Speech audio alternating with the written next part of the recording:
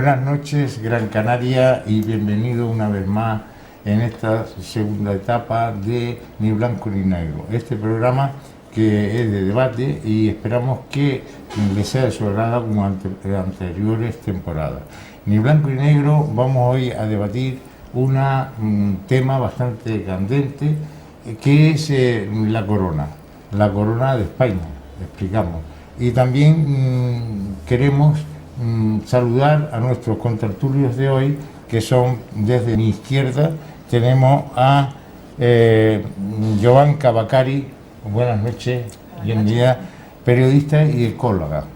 Y también tenemos a nuestra izquierda a Rafael Álvarez, columnista y analista político. Buenas noches, don Rafael. También tenemos a Isabel Mena a mi derecha, que es portavoz del Grupo Socialista del Ayuntamiento de Las Palmas de Gran Canaria. Buenas noches, Isabel. Buenas noches. Bienvenida. Y también al lado nuestro tenemos a José González Correa, a la derecha de nuestra pantalla, que es analista político, digamos. Sí, buenas noches. Bien, buenas noches, don José González. Bien, si tenemos en cuenta de lo que ha sucedido en los últimos años, el último año principalmente, donde la corona ha bajado, por supuesto, bastante en el tema de la fiabilidad que los españoles tienen, el concepto de la encuesta que tiene del rey y también de la familia real, por el caso, aquel famoso caso que estalló el verano pasado, del tema de los elefantes o elefantes en fin, y también el caso de Garén. Evidentemente eso ha afectado a la corona de España.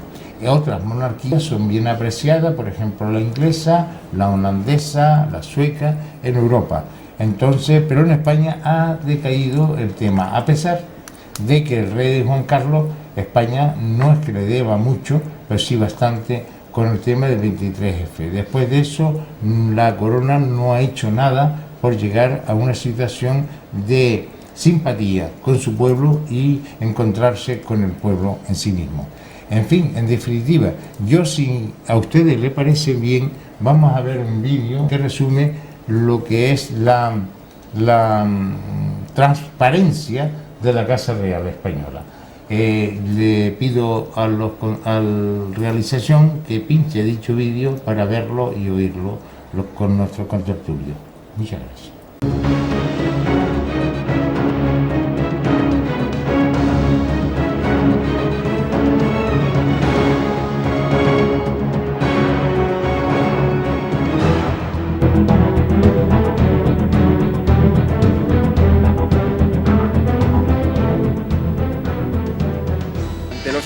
La monarquía española necesita gestos, congraciarse con la población. Por eso, aunque en principio la corona quedaba fuera de la ley de transparencia, acaban anunciando que la aceptan. La ley está en trámite, así que aún no se sabe a qué les obligará. Sí se conoce que habrá límites a la hora de publicar sus gastos particulares. Nada de saber cuánto gasta la reina en peluquería o la princesa en zapatos. Pero parece que sí se harán públicos los gastos que pagan todos los ministerios a la Casa Real. Tan importante como que entre la familia real en la ley de transparencia es que la ley de transparencia se haga por consenso. Me parece que es bueno para la monarquía, si se quiere que la monarquía sea querida y sea respetada. Igual esta petición por parte de la Casa Real de auditar las cuentas y hacerlas públicas llega con un poco de retraso. Si para algo ha servido el caso Noss es para que la monarquía se dé cuenta, y me parece la Casa Real se dé cuenta de la necesidad de avanzar en la transparencia. Las cosas tienen que saberse, ¿eh? Si no quieres que algo no se sepa, no lo hagas. En los últimos años, en Zarzuela han dado algunos pasos en transparencia. Desde 2011 sabemos que la corona recibe de los presupuestos generales del Estado cerca de 8 millones de euros que gasta libremente. Casi el 9% es para sueldos de la familia real, unos 292.000 euros al año para el rey, y la mitad, 146.000, para el príncipe. Pero estos 8 millones de euros no es todo el dinero que cuesta la Casa Real a los españoles, porque además hay ministerios que le dedican partidas cada año.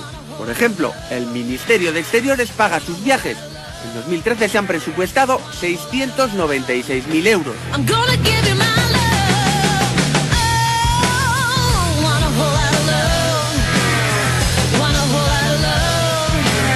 El Ministerio de Presidencia también contribuye. Pagará al personal de la Corona 6.100.000 euros en 2013. Además, este mismo ministerio pagará 10 millones de euros extra en recepciones oficiales, audiencias civiles y militares, cenas de gala y visitas de jefes de Estado. Por último, lo que dedica Presidencia a conservar el patrimonio nacional de la Casa Real, unos 26 millones de euros.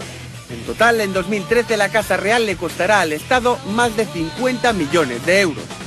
Todo sin contar con las partidas que dedica el Ministerio de Interior o el de Defensa a seguridad, o lo que destina Hacienda a los vehículos de la Casa Real, porque a estos datos no es posible acceder. Unas cuentas poco claras comparadas con las de otras monarquías europeas, en especial la británica, la fiesta de la transparencia.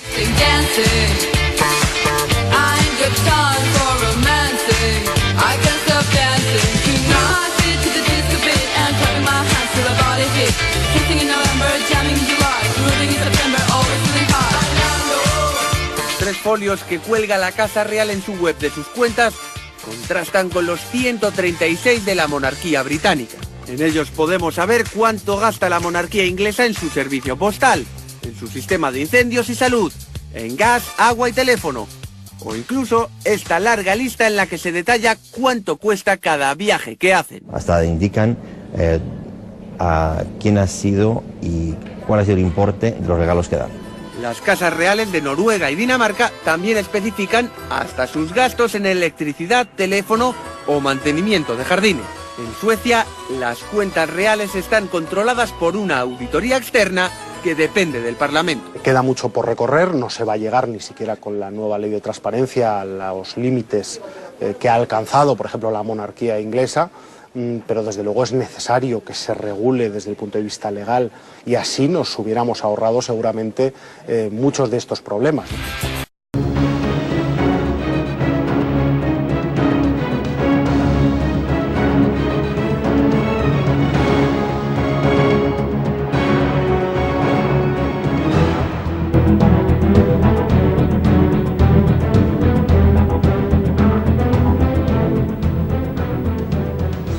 Ya han visto ustedes, ha visionado este vídeo sobre la Casa Real española y también la Casa Real.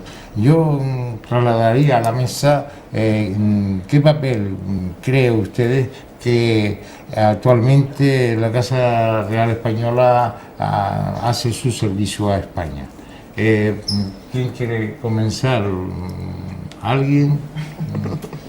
Bueno, yo creo que la situación arranca en que el país está en un momento de cambio bastante profundo, al calor de la crisis económica, y lo que ha sido la estructura social, política y por lo tanto también institucional en cuanto a la vertiente monárquica, pues está siendo como mínimo zarandeado. Al mismo tiempo, las nuevas generaciones reclaman otro tipo de prestaciones institucionales. Ya no les vale con el vídeo de la noche del 23F, porque al fin y al cabo los más jóvenes o no lo recuerdan o simplemente ni habían nacido, y eso pues nos lleva en todo caso a exigirle con razón una mayor prestación que hoy por hoy pues tienen que sopesar bastante, sobre todo si quieren modular o no el debate político y atemperar la crisis económica desde el margen de maniobra que tienen, que tampoco es ilimitado. Bien, me voy a interrumpir. Esto es un debate, no es que cada cual eche su discurso y ya está, ¿no? Pueden contradecirse, intervenir. Yo moderaría en caso de que no nos escucháramos ninguno, nada más. Aquí han salido ya 2 veces el papel del monarca en relación al 23F, cosa que no está nada clara. El 23F todavía no se sabe qué pasó.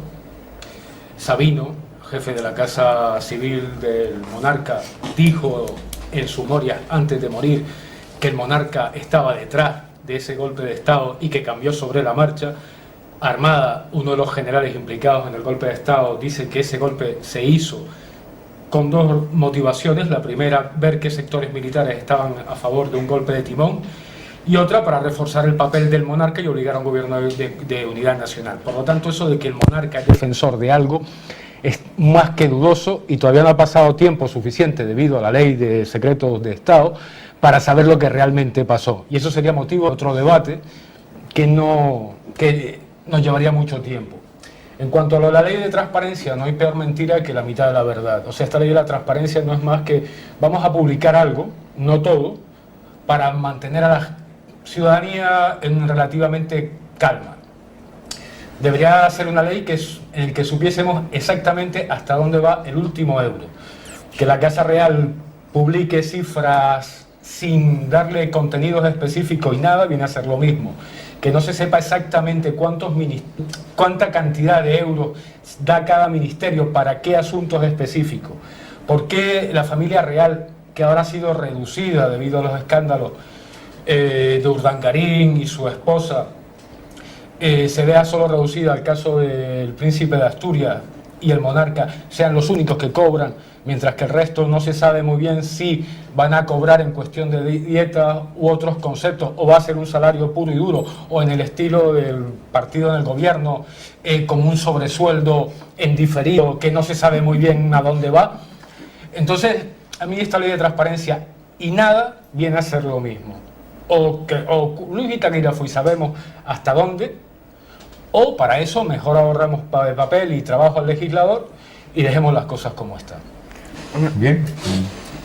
Bueno, tanto tú como el vídeo han hecho bien en hablar de aprecio a la Casa Real, a la monarquía española, porque es verdad, la gente lo ha apreciado hasta ahora con esa leyenda de que vivimos en una democracia, aunque sea formal, gracias al rey Juan Carlos.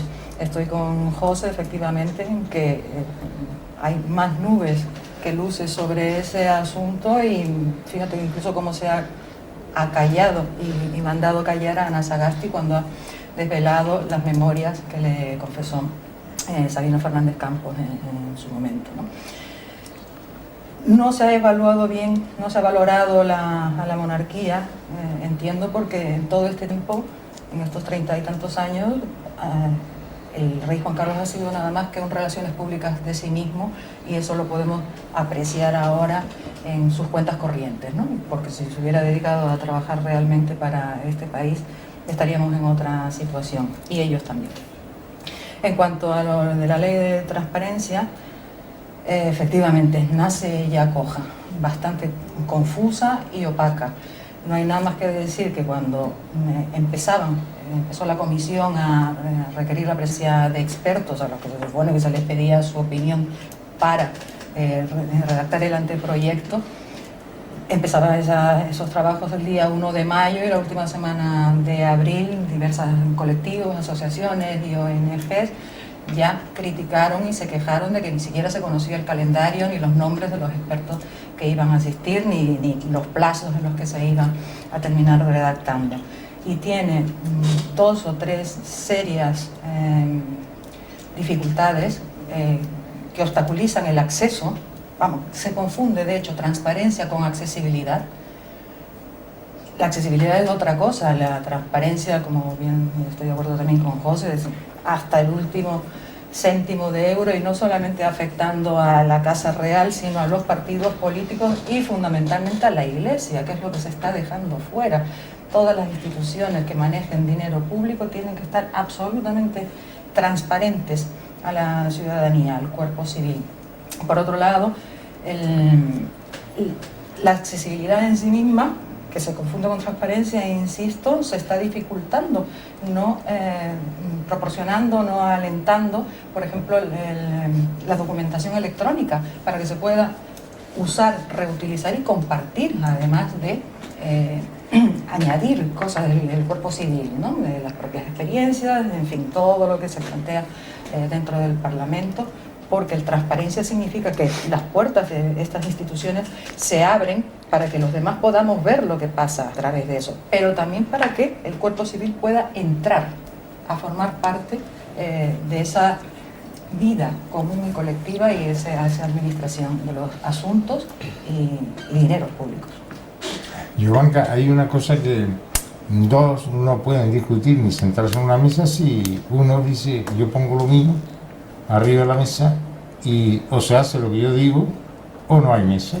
Eso es lo que está pasando actualmente en toda la política que lleva el Partido Popular actualmente. Por eso no se puede llegar a acuerdo ni con la transparencia, ni con la ley de enseñanza, ni con la ley de, inclusive ahora mismo con la transparencia también de la ley de Hacienda. O sea, no hay acuerdo.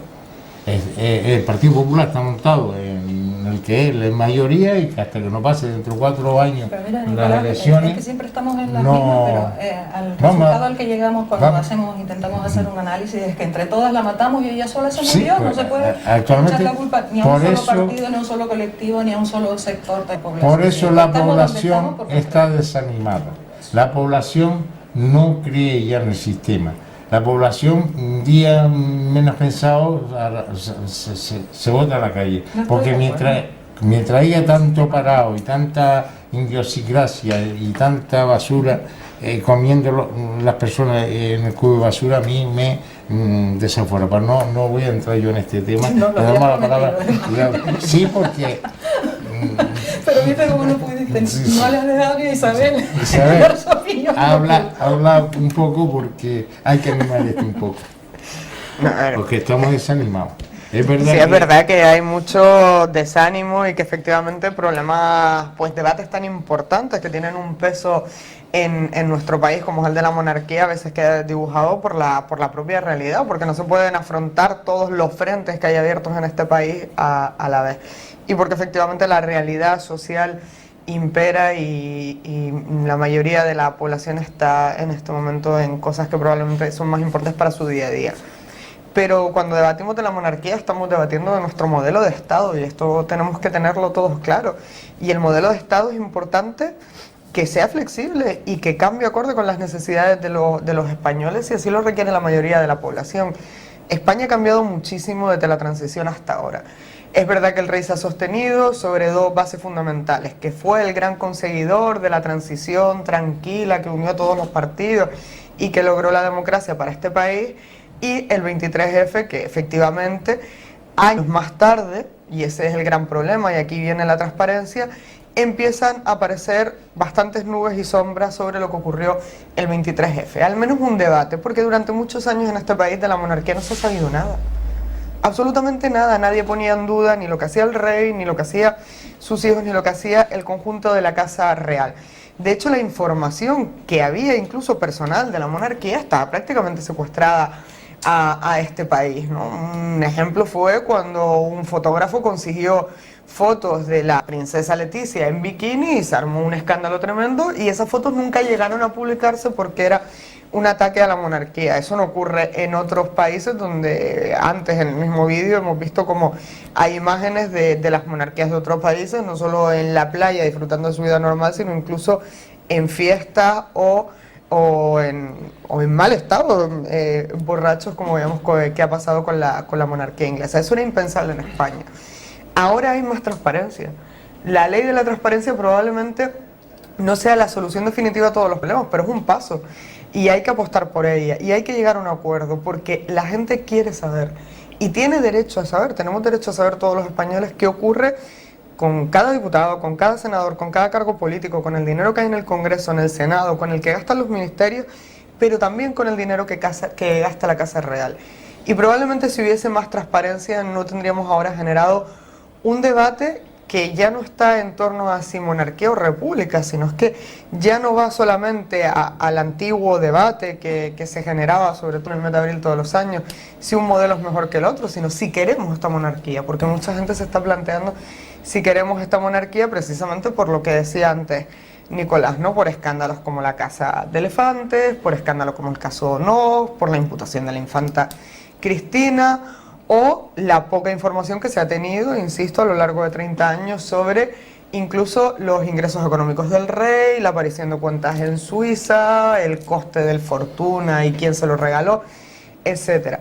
Si hubiese más transparencia, este debate estaría absolutamente superado. Por tanto, entendiendo que la ley de transparencia no va a solucionar todos los problemas, que no va a ser la ley que queremos todos, aunque debería serlo, sí es importante que en este país se permitan dos cosas: conocer en qué se gasta el dinero de toda la ciudadanía, íntegramente, conocer cuánto dinero recibe la Casa Real, porque a mí me parece increíble que la cifra oficial sea esa de los 8 millones de euros, pero que luego te tengas que enterar de que aproximadamente son 50, pero que no puedes saber exactamente cuánto dinero percibe, porque el dinero viene de distintos ministerios y es un dato oculto que se da. Esto es una cosa impensable en el siglo XXI, pero el debate hay que centrarlo, y solo lo vamos a poder centrar cuando tengamos información, porque, y acabo como empecé, no estamos hablando solamente de los Borbones, de si el rey nos cae mejor, nos cae peor, sino estamos hablando del modelo de Estado que queremos, y eso es un debate importante.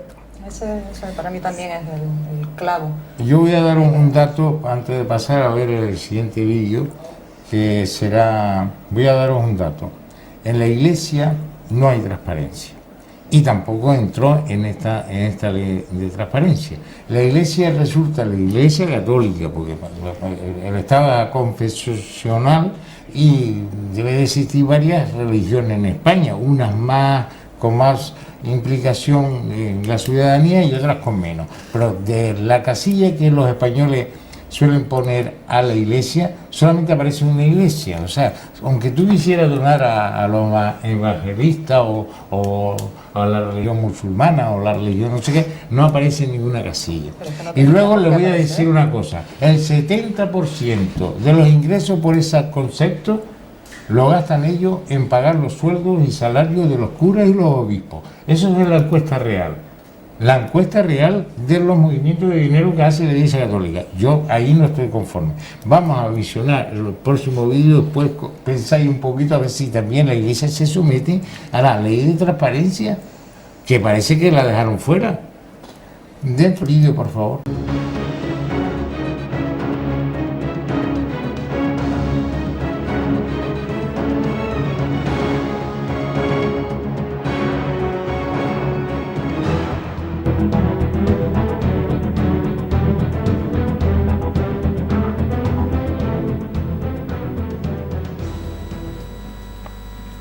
Buenos días. Hoy nos hemos venido a la calle a preguntarle a la gente su opinión de cuestiones relacionadas con la Casa Real Española.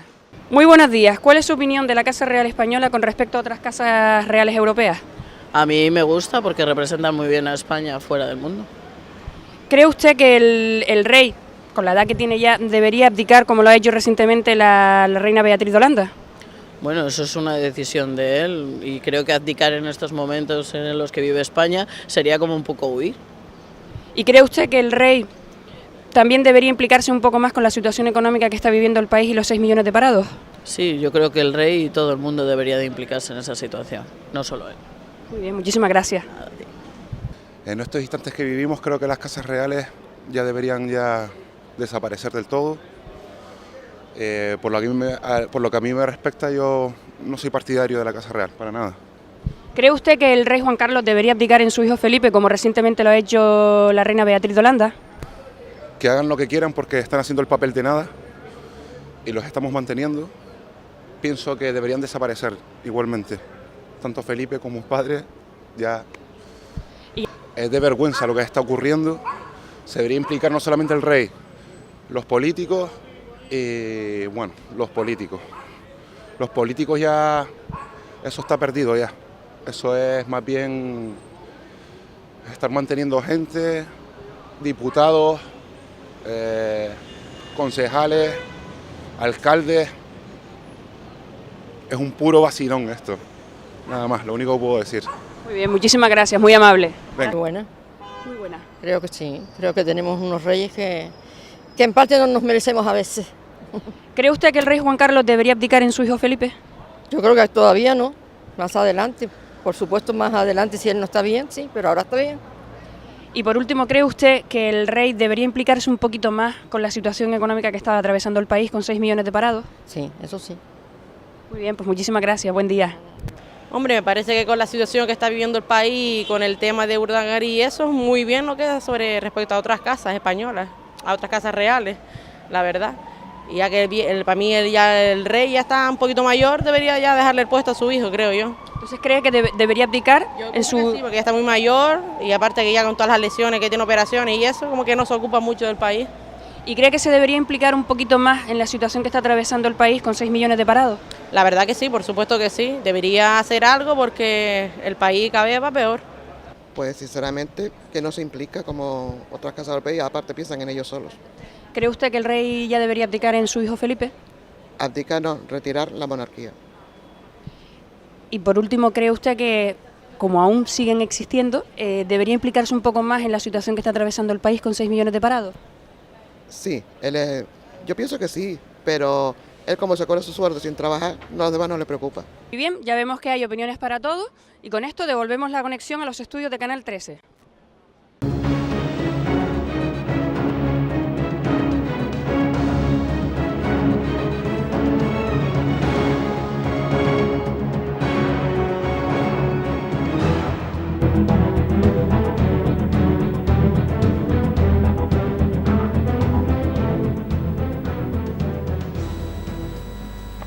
Bien, ya han visto ustedes, queridos contertulios, la opinión de nuestra gente, la opinión de la calle, de diferentes edades. Evidentemente unos piensan una cosa y otros piensan otra. ¿A qué debido este hartazgo que tienen los ciudadanos muchas veces con la política y otras veces contra la monarquía? ¿Quién quiere empezar a dar su opinión? Empezamos con Rafael. Creo que han apuntado antes que es un motivo de otro gran debate, que es la transición, el monarca, la noche del ruido de sable del 23F. Y es verdad que el monarca, las cosas como son, vino precedido por una fama de brevedad, ¿no? Aquello de Juan Carlos el Breve, de si sería capaz o no de timonear esa gran transición, que fue de la ley a la ley, que es un pacto, que no fue una ruptura, como en Portugal con la Revolución de los Claveles, y por lo tanto somos hijos de lo que somos, y en este momento pues el contexto político que soportamos, que vivimos con mayor o menor gratitud, pues hunde sus raíces en esos años 70 y como no, largas décadas de dictadura. Pero dicho esto, y de esas intentonas golpistas que también estuvieron presentes en el año 82, cuando Felipe González en octubre consigue la medida absoluta, o sea, el ruido de sables está muy presente con alto terrorismo, asesinatos a mansalva y demás. Claro, eso para el siglo XXI, como balance de la Casa Real, pues vale lo que vale, y sobre todo, insisto una vez más, de cara a las nuevas generaciones. A mí no me preocupa tanto dónde se destine el último euro, sino a una cuestión de la tarea que puede desempeñar o no la Casa Real. Y es verdad que el contexto que vivimos es propicio para ello, porque la crisis económica, los 6 millones de desempleados que tiene España, pues requiere de unas actuaciones políticas que, esto sería también otro debate, si el monarca debe ser espectador pasivo o por el contrario, pues propiciar o no algún tipo de pacto como que en su momento sí hubo. Pero en cualquier caso esto responde a una situación en que en el fondo las instituciones están siendo contestadas un día sí y otro también, y hasta hace no mucho el Tribunal Constitucional y la Casa Real eran intocables, incluso por la prensa. Y de hace un tiempo para acá, muy poco tiempo, cuestión de pocos años, pues el Tribunal Constitucional está siendo muy cuestionado a raíz de la sentencia del Estatuto de Autonomía de Cataluña, y la Casa Real, pues por la falta de legitimidad en cuanto a que pide por un lado la princesa Leticia que se maneje bien en vocabulario de rescate o no rescate, y luego pues no son los que tienen la autoridad más competente para poder hablar con legitimidad. Gracias, Rafa. Punto opuesto, vamos. Sí, ya, por eso, por los extremos y tal de la mesa, no por otra cosa. A ver, aquí se han sacado varios temas. Primero, yo no creo que haya un desencanto de la ciudadanía con la política. Lo que hay es una indignación que se manifestó desde hace 2 años en las calles contra la casta política. Entendiendo por casta estos políticos que desde hace 30 años se suceden a sí mismos en los cargos públicos, y cuando no designan a sus hijos. El caso de Canarias es un ejemplo claro, donde tenemos al señor presidente del Cabildo, que su hijo es alcalde de Santa Brígida y a su vez consejero de deporte del Cabildo, y así vamos viendo cómo se van sucediendo unos a otros, y los terratenientes, que los hay en todos los partidos, que están desde Galicia hasta Andalucía, donde unas maquinarias de partido, unos a otros se van sosteniendo, sucediendo, y todos metiéndole mano a la caja pública. Eso nos lleva a que la ciudadanía, no por una situación de crisis, porque la crisis no es la que hace que se nos caiga el velo de los ojos y veamos la realidad tal cual es, sino porque se va viendo que, a pesar de que la Constitución dice una serie de principios, la realidad se encarga de desmentirlo continuamente. No solo está el derecho al trabajo, sino el derecho a la vivienda. El principio de igualdad ha sido vulnerado constantemente, sin irnos más lejos, por las leyes electorales, y el debate sobre si Juan Carlos sí, Juan Carlos no, la monarquía sí, monarquía no, fue sustraído de la sociedad civil desde el mismo momento en que el dictador Franco lo designa como su sucesor y este asume la jefatura del Estado. Por lo tanto, carece de cualquier legitimidad democrática. Este señor no ha sido sometido a referéndum, la institución jamás ha sido sometida a un referéndum en que el pueblo español pudiese decidir si quería esta forma de Estado u otra, cosa que en otros países de Europa, como el caso italiano, que había salido de una guerra mundial y una guerra civil, situación peor a todas luces que la que pasó en España, sí lo fue. Y ya para terminar, hubiese sido mucho mejor una salida a la portuguesa que una salida como la española, en donde se hace un pacto de espalda a la ciudadanía, se le sustrae la opinión y se nos impone a un monarca que jura, no olvidemos, los principios y leyes fundamentales del movimiento, es decir, las leyes del anterior Estado, que está por encima de la actual ley y que es intocable. Yo discrepo un poquito contigo, puesto... Para no variar. No, José, porque no es verdad todo lo que estás diciendo, aparte de ello. Te lo voy a explicar. Sí hay una democracia, se hizo una constituyente, se hizo un acuerdo de una constitución global entre todos, y se sometió al pueblo a votar. O sea, ahí discrepo contigo que no se ha sido sometido, porque el rey, evidentemente, al votar esa constitución, aceptamos el 89% de los españoles que votaron. Sí o sí, ¿qué sí otra posibilidad había? Bueno, pues está votado. Está si votado. ¿Sí o no? Era sí o no. La constitución se sometió a votación y después, en base a esa constitución, se volvió cayó el gobierno y se volvió a elegir un nuevo gobierno. Eso sucedió, por eso ciertas cosas hay que decir la verdad. Por eso. Un matiz, Nicolás. En España nunca se convoca una constituyente. En España se convoca un referéndum de reforma política, sí, reforma política no, pero no se dice. Yo te escuché. Sí. Ahora déjame argumentar. Déjame argumentar, yo te escuché. Se convoca un referéndum que reforma política sí, reforma política no, no se dice en qué va a consistir esa reforma política. Se dice que sí a la reforma política, automáticamente se legalizan los partidos en base a ninguna ley, porque no había ninguna ley, sino en base al registro de asociaciones que había sacado Arias Navarro. Es decir,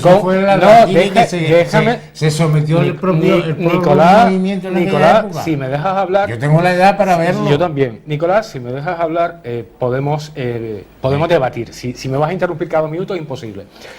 Se inscriben los partidos políticos, se convoca unas elecciones, no se dice nunca que va a ser constituyente, y de esos diputados que salen elegidos se nombra a una serie de diputados donde hay una representación variada para que hagan una constitución que después se lleva a referéndum. Eso no es una constituyente. Una constituyente es cuando se convoca a la ciudadanía a redactar una nueva constitución. Y eso nunca se hizo en España, perdona. Y el referéndum lo que se hace es para aprobar esa constitución que hicieron los padres de la constitución, entre otros. Todos exministros de Franco. Eso que iba a decir, todos exministros de Franco y alguno que otro de Suresne, porque hay que sacarnos la foto, sin ir más lejos, el señor Fraga, que ya sabemos cuál fue su papel dentro del régimen de Franco, y se convoca ese referéndum para esa constitución. Bien. No, perdón, bien. Termino. Suresne, estaba también el Partido Comunista. Termino.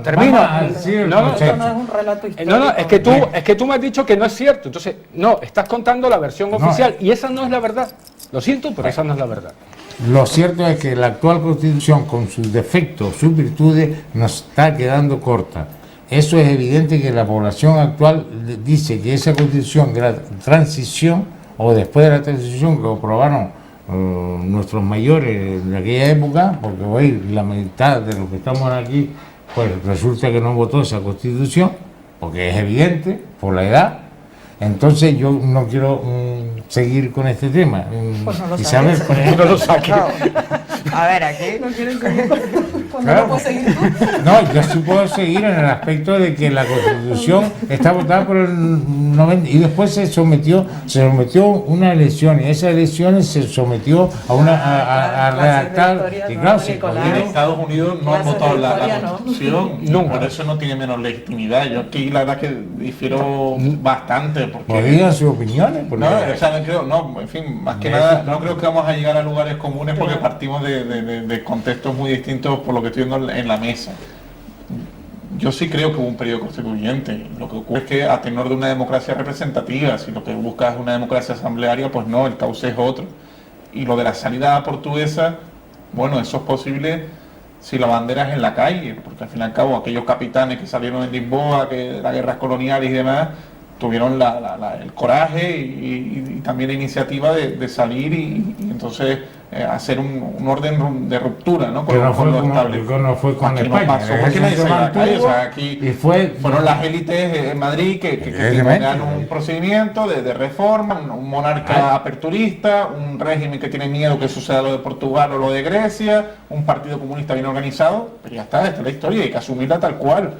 Pero no ocurrió otra cosa porque los actores políticos del momento pues no quisieron o no pudieron por la represión de entonces. Es que, a ver, aquí hay dos cuestiones. Hubo un periodo constituyente, se redactó una constitución, eso se votó y luego estamos en el siglo XXI y el 56% de la población española no votó esa constitución, ni la votó, ni la conoce porque obviamente ni siquiera había nacido el 56% de la población o era muy pequeña. Por tanto no la reconocen como propia. Pero ese periodo constituyente vino precedido de una dictadura de más de 40 años que había convertido a la sociedad española en una sociedad sociológicamente franquista. Éramos sociológicamente franquistas, de hecho yo no lo pondría en pasado, seguimos siendo sociológicamente franquistas en muchos aspectos. La prueba más evidente es que en este país no se investiga el franquismo y cuando ha habido una ley, la ley de la memoria histórica, para sacar a los muertos de las cunetas, ha habido muchísima polémica cuando la mayoría de los países han investigado sus dictaduras, han condenado a sus dictadores, han sacado a sus muertos de las cunetas y no ha habido mayor problema. Nosotros vivimos en un país donde en gran parte de los municipios hay calles con nombre franquista y hasta antes de ayer había esculturas de Franco en prácticamente todas las ciudades. Por tanto, ese es el problema, pero ese no es un problema que tuvieran los que redactaron la Constitución, ni los que la votaron, es un problema que viene derivado de 40 años de franquismo que nos dejan esta herencia y que esto sí que sería un debate mucho más profundo. Respecto a la Constitución ahora, obviamente, no es que se nos haya quedado corta, es que mucha gente no la reconoce como propia y si tú no reconoces como propio un documento fundamental, lo que estás es volviendo nuevamente a abrir el debate que decía antes, que es qué modelo de Estado queremos. Estamos en este momento tambaleando los cimientos del Estado español y eso es bueno. Es bueno porque no creo que el debate sea ahora, como decía, si el rey Juan Carlos es bueno, si los políticos son una casta, si los políticos son una clase, si las instituciones funcionan o no. Estamos hablando de qué tipo de instituciones queremos, qué tipo de políticos queremos, si queremos una casa real o queremos un Estado republicano. Y eso supone, insisto, no solo remover la Constitución, sino remover todos los cimientos. Yo sí voy a negar la mayor en una cosa. Lo de que los políticos son una casta, yo soy concejala y parece que está mal que sea yo quien la defienda en esta mesa, pero es que yo me niego a asumir esa premisa. Habrá claros ejemplos, como sucede con la familia Bravo del Agua, con un padre y un hijo que están ejerciendo en este momento sendos cargos en el Cabildo de Gran Canaria. Pero la mayoría de los políticos no provienen de ninguna casta, ni heredan los cargos de padres a hijos, eso es irreal. Eso es irreal y se puede contabilizar en la mayoría de los cargos públicos que hay en este momento en este país. Por suerte en España ya no solo las élites acceden a la política, ha sido un largo camino, pero las élites no son las únicas que acceden a los cargos políticos. Y yo sí también discrepo en una cosa, la ciudadanía está haciendo política más que nunca. más que nunca organizándose en la calle, organizándose en grandes movimientos que pasarán a la historia de este país, como fue el 15M o como es el 15M. Están enfadados con los políticos, están enfadados con la Constitución. Y es muy fácil en este ambiente de enfado generalizado, pues crear esa famosa consigna de que al final todos son iguales. Mire, hay que condenar la corrupción, hay que condenar al que roba, hay que condenar al que gestiona mal el dinero público, al que lo hace en intereses de unos pocos frente al interés general de la población.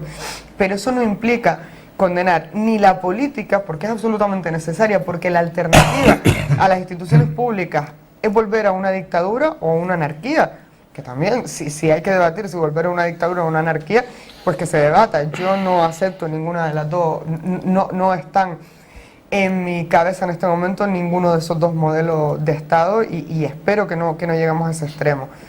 Pero hombre, decir que los políticos en general son una casta, pues yo ni soy hija de un político, ni nieta de un político, ni bisnieta de un político. Pero si Fabra y otros... Claro, en casos aislados. En casos aislados. Pero entiendo que José a lo que se refería es a hijos políticos. Pero no hay muchos, no hay muchos. Hay dos o tres, no hay muchos. ¿Se puede? Sí. Hijos políticos, no hijos consanguíneos. Es decir, dentro de los partidos, el que... Bueno, sorprendentemente, porque tampoco conocemos casos que anuncien su retirada de la política, que no conozco a ninguno, por lo menos no se me viene a la memoria, le sucede a algún hijo político, ¿no? No necesariamente tienen que tener el mismo apellido. Ese hijo político ha tenido que ir demostrando, porque la mayoría entran como jóvenes, nuevas generaciones, en pequeños ilusos, no sé, la verdad no sé qué será, y han tenido que ir demostrando para poder llegar a ese grado durante 20, 25 años su absoluta lealtad al partido y a una ideología. Antes de ayer mismo lo veíamos con Aznar. Tú decías, Isabel, que la gente tiene que aprender a diferenciar quién hace mal uso de las arcas públicas. La gente ya lo ha hecho y no ha encontrado grandes diferencias, porque la mayor parte, y por eso se le termina llamando casta política, por ignorancia, por inconsciencia, por falta de preparación, por falta de convicciones democráticas, por raterío y por un montón de razones más, se ha podido hacer una tabula rasa. Lo cierto es que eso a lo que se está llamando la casta política ha hecho rematadamente mal la administración de los bienes y de los intereses, de los bienes públicos y de los intereses generales, rematadamente mal. Para empezar, como bien decías, porque sociológicamente eran franquistas. La mayoría es verdad que no tienen unas condiciones democráticas claras y se nota dentro de los partidos en ese tipo de designaciones. Y como te decía antes de ayer, la entrevista a Aznar, cuando responde que para él lo importante en este orden, la primera vez, la segunda corrigió, él mismo, esos son intereses personales. En segundo lugar, su partido, esos son intereses ideológicos y de militancia. Militancia tiene la misma raíz etimológica que militar. Militar como sustantivo y militar como verbo. Tócate las narices. Si tienes que ser o no leal y obedecer órdenes y coserte la boca, porque a poco que seas un pelín crítico con tu propio partido, y eso lo estamos viviendo todos dentro de los partidos, te quedas más rápido fuera y escupido que nada. Y en tercer lugar, ponía país. Y eso es lo que han estado haciendo los políticos profesionalizados, porque no teníamos tradición, porque no teníamos convicciones democráticas, porque no les ha costado mucho leer otras cosas que no sean informes y actas y cosas, y yo qué sé, tanto de la administración como del movimiento interno de los partidos, ¿no? Y esas han sido las prioridades. Eso es de lo que se está quejando la gente. Se destapa todo, y es verdad, como una olla de vapor, cuando todo esto que se sospechaba, pero también la ciudadanía quería participar en los partidos y se ha ido desencantando, se ha ido descolgando, se destapa como una olla de vapor cuando, con esta enorme estafa, vemos que nos han saqueado los bolsillos. Bolsillos saqueados, no solo los individuales, sino los generales y los colectivos. Habíamos depositado esos bienes en manos de los políticos profesionalizados y llevan un montón de años haciendo eso. Que no hayan encontrado la forma de autocorregir, la forma de redirigir. Cónchale, ¿a quién se le va a echar la culpa? ¿A dónde vamos los ciudadanos a pedir explicaciones? ¿A quién? Están haciendo los políticos profesionalizados como otros, ¿no? Los mercados, ¿qué cosa es los mercados? ¿A dónde vas a protestar? ¿Por dónde? Expresa a la gente su insatisfacción y el castigo al que deben estar, el castigo social al que deben estar sometidos los políticos por hacer mal la función a la que se les ha encomendado. Toda la razón del mundo. Pero es que yo no critico la exigencia de aprender a diferenciar quién lo hace bien y quién lo hace mal, pero si ni siquiera están las instituciones abiertas al cuerpo civil, no se puede ni asistir a los plenos municipales. Sí se puede asistir a los plenos municipales. No. Los están echando. Hay colectivos que están asistiendo a los plenos pidiendo explicaciones de por qué se toman algunas decisiones o exigiendo la transparencia con los sueldos de los concejales, de sus alcaldes, y se les echa, se les llama a la policía. Los plenos son abiertos, en algunos casos como el del Ayuntamiento de Las Palmas de Gran Canaria, incluso se retransmiten en directo para que estén a disposición de todo el mundo los vídeos y la gente sepa lo que hacen los concejales. Y por supuesto, un pleno tiene que tener las puertas abiertas, un ciudadano se le echa cuando altera el orden habitual de la sesión plenaria. Yo no critico la indignación ciudadana, al contrario, la comparto totalmente. Que la gente salga a la calle y se manifieste, es que yo también salgo a la calle y me manifieste.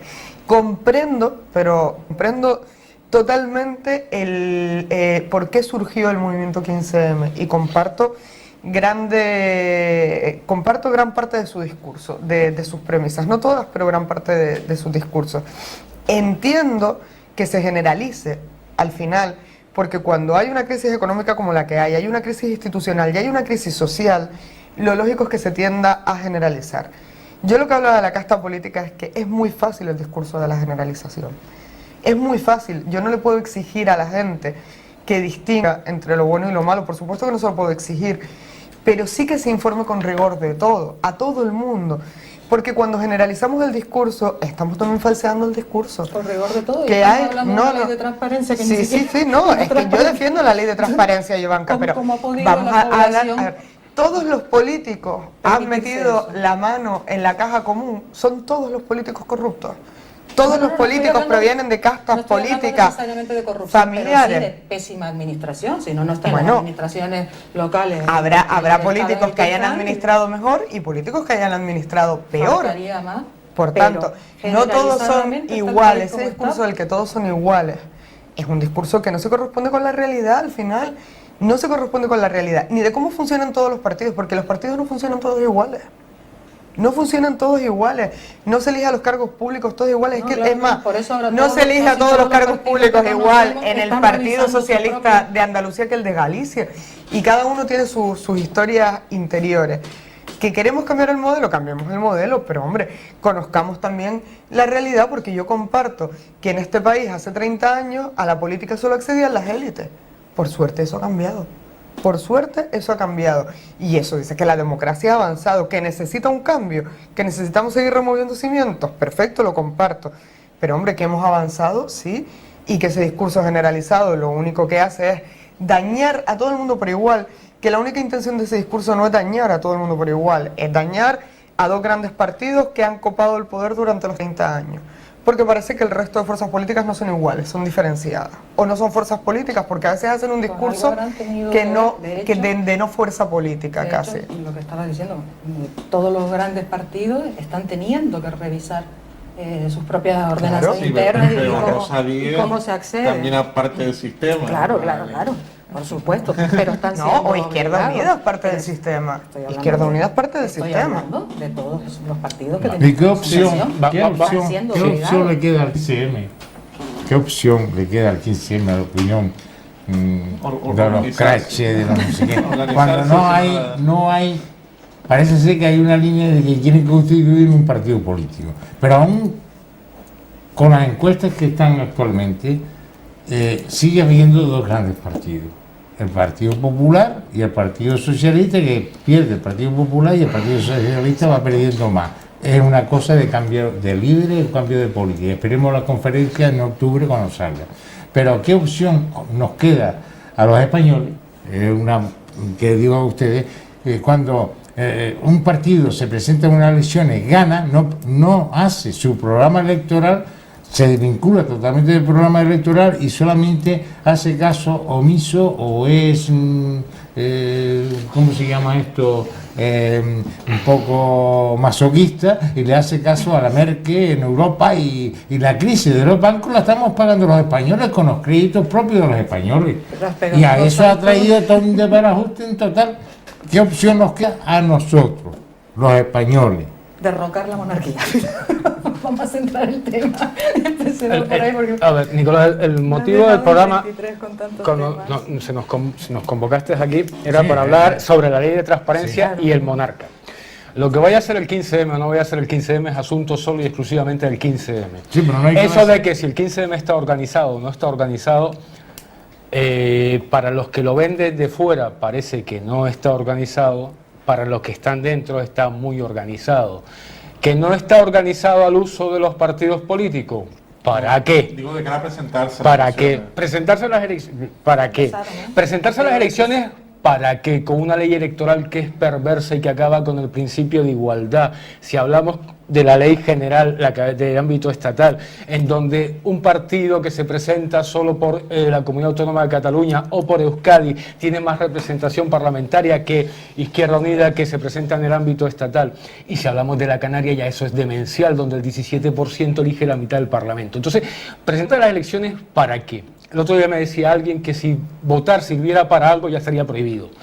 Pero aparte del chiste, volviendo al tema de la monarquía y la ley de transparencia, esta ley de transparencia no solo no sirve para nada, sino lo único que va es a dar un barniz de legitimidad de la que carece desde su origen.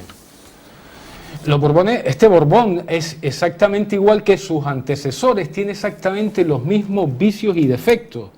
Por lo tanto, no es extraño a su linaje. Pero el rey no gobierna. No, pero es que eso, no, el rey viene a ser algo así como una cuchara, ni pincha ni corta, pero todo lo mueve. Se lleva comisiones de todos lados. El régimen que tenemos en España es una cleptocracia que empieza desde el jefe del Estado y se reparte verticalmente en las diferentes instituciones del Estado. Yo lamento diferir contigo. Yo nunca he dicho que todos los políticos sean iguales, porque no lo son. El señor Julián Guito en absoluto es igual que el señor Felipe González o que el señor Aznar, que una vez dejan la presidencia van a presidir o van a ser miembros de consejos de empresas que antes eran públicas y ahora son privadas.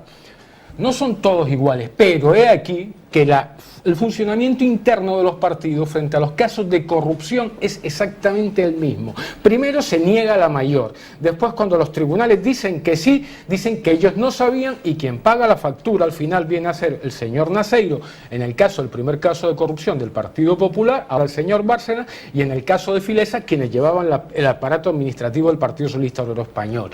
En el caso de la guerra sucia ni siquiera lo sabemos, el señor X sigue siendo una incógnita.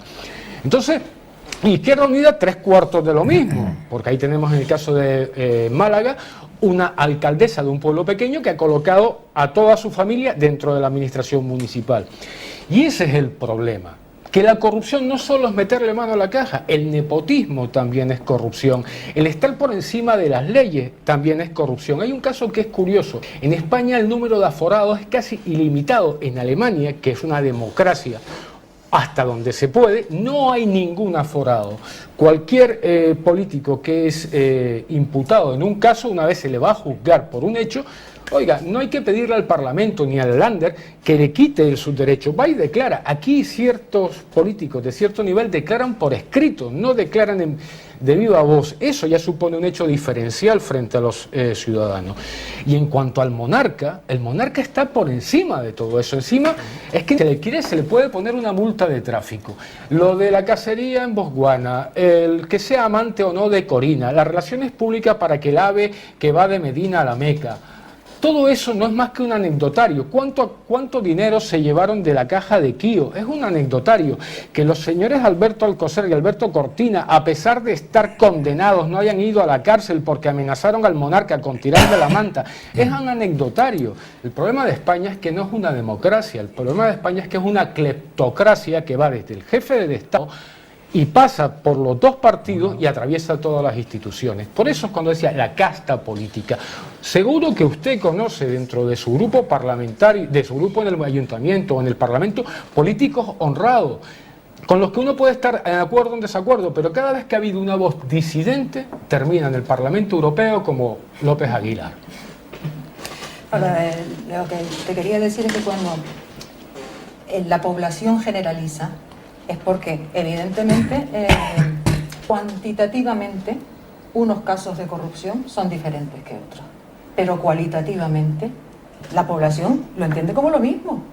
¿Qué más me da si el caso es de nepotismo, si los ERES andaluces son solo 800.000 euros y los casos del Partido Popular son de varios cientos, incluso miles de millones de euros?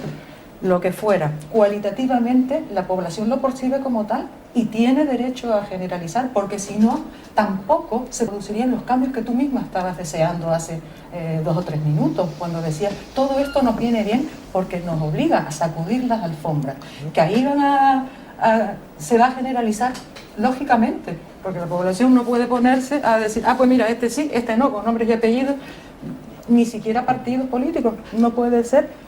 Lamentablemente, las personas honradas, insisto, no porque no hayan robado, la honradez y la honestidad también se tiene que percibir en estudiar, caray, en saber un poco de lo que es el mundo de ahora, de lo que ha sido el pasado, de qué es una democracia de verdad. Aquí estamos dando coletazos, por eso no podemos salir de esta democracia formal, ni siquiera ponerle unos puntos claros a una ley de transparencia. No se le hace caso a los expertos que están yendo, pero ni puñetero caso. Hay un ministro francés en el 1781, antes de la Revolución Francesa, Necker, en una famosísima carta, al informe al rey, ya puso unos puntos clarísimos sobre lo que debe ser la transparencia en un país y los emolumentos del rey, las arcas públicas.